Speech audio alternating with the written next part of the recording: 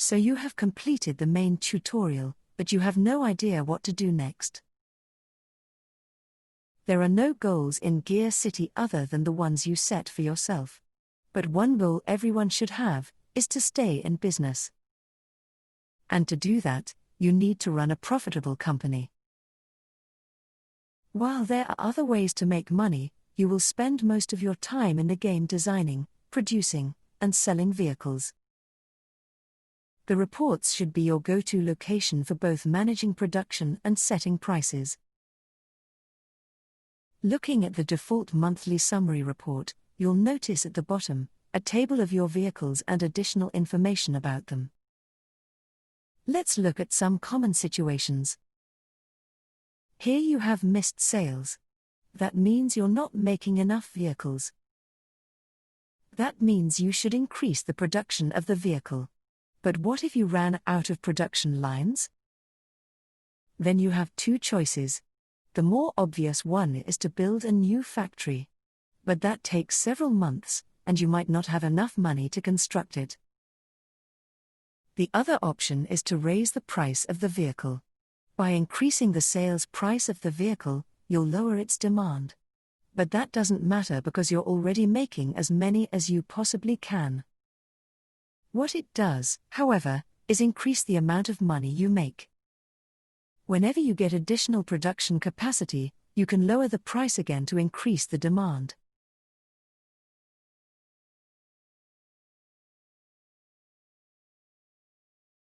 Let's look at another situation. Here you're producing too many vehicles. Your first thought might be to decrease production, and sometimes that's the correct thing to do. Reducing production has the side effect of increasing costs per unit, thus reducing your profits. So if there is another way to fix the problem, it might be a better solution. First, is the price of your vehicle too high? Check your price against the competition in the city or district. Also, check against your material costs. If your prices are in line with the competition, what about opening another branch? Opening additional branches will expand your dealership network to a new area, thus increasing demand for your vehicles, leading to new sales. If neither are an option, then reduce production. For a more in-depth look at these concepts, see the supply and demand video tutorial. And for a better idea on pricing, see the total unit costs video.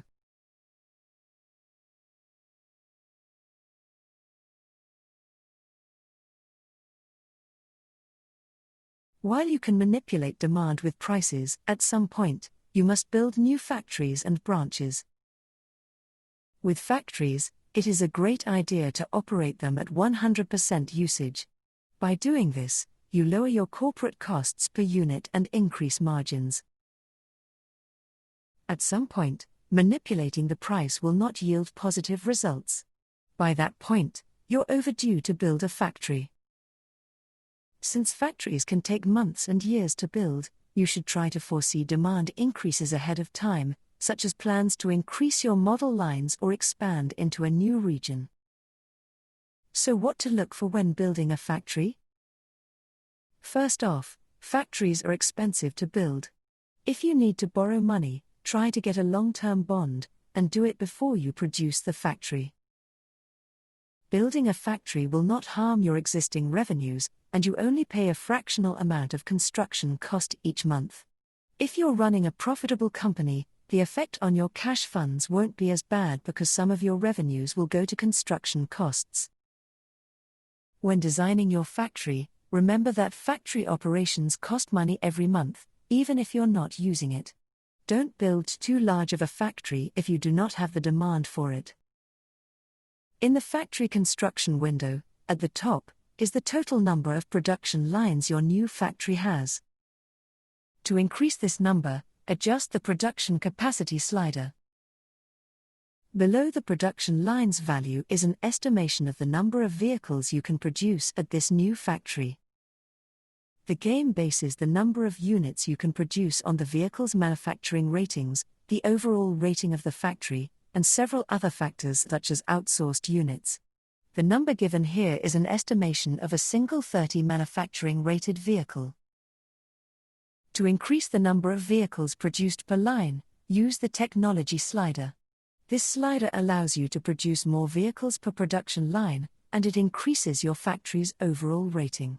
The downside, it increases the costs and time it will take to finish the factory. You can find the construction costs, full production operating costs, and the no production costs in these boxes. And the finish date is here. Because of transportation costs, it makes sense to spread smaller factories around your sales area before World War II. After the war, larger centralized factories make more sense, and around 1980, focusing on countries with cheap labor and shipping vehicles around the world becomes practical. Watch the various shipping tutorials for more details. With branches, as we mentioned earlier, it is a good time to build new ones when you have excess production or extra production capacity. Therefore, you'll need to build branches more frequently than factories. In early game years, you'll want to target major cities with populations greater than 300,000 and high per capita incomes. Before World War II, this often means North America or Western Europe. As you become more experienced with the game, you'll find that many cities outside these regions are playable even in the early years. When building a branch, you have two slider options. The top option adjusts your dealership resources. Your company does not sell vehicles directly to the end customer. Instead, you sell vehicles to dealerships, who sell them to the end customer. The more dealerships you have, the more potential sales. Dealerships also have a small effect on a vehicle's buyer ratings. The more investment you make into dealership resources, the more dealerships you can have at this location, and the quicker you will sign them. The other slider adjusts sales resources. Sales resources have a major effect on vehicle buyer ratings. See the Wealth and Buyer Ratings Report video tutorial for more information. Both sliders increase the construction and monthly costs of the branch.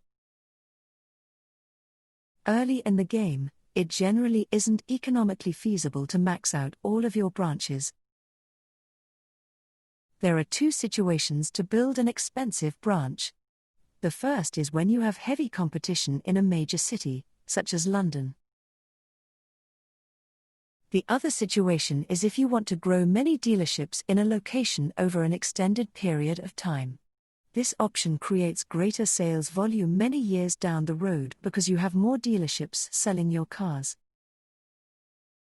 On the flip side, if you have a monopoly in a city, or you operate in near monopoly conditions, building a smaller branch makes more economic sense.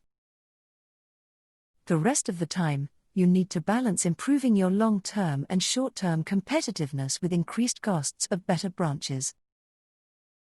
The window also includes a drop-down, which allows you to clone the sales prices of another branch.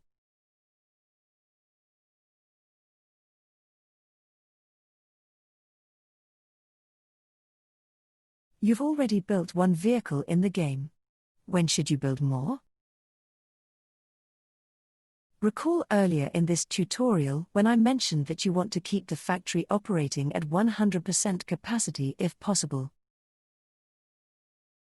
After a certain point, building new branches or lowering the price will not increase demand for your existing model enough. At that point, you should consider creating a new design. When designing cars early in your company, it's a wise idea to reuse the same components when possible. To do this, build vehicles of a similar type. For example, coupes 2+2, compact cars, and subcompact cars are not all that different. You can reuse the same chassis, engine, and gearbox for these designs. A pickup truck will require components focused on other ratings than one designed for a coupe. but the designs for a pickup would work well in a van or a full-sized sedan. By reusing components, you cut your costs and development time. When your company is more profitable, you can tailor the components more specifically to the design. In general, you want to replace vehicle models every 5 to 8 years, and component designs every 10 to 15 years. Do not use old components in a design or try to sell old vehicles. The buyer rating penalties will crush vehicle demand. When you have a lot of competition in an area, consider using trims. See the trims video tutorial for more details.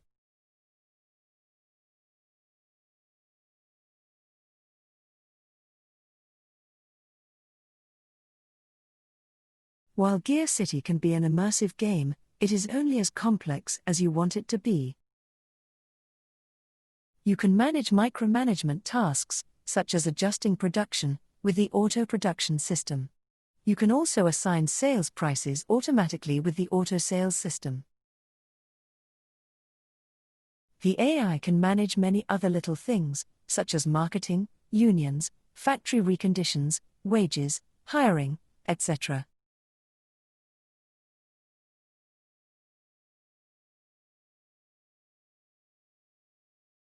The ability to reduce complexity also extends into the core gameplay loop.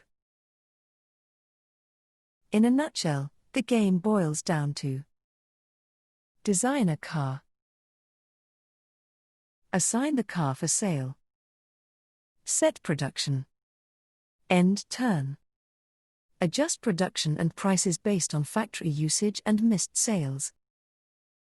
Build a new branch or design a new car if factories are underutilized for an extended period.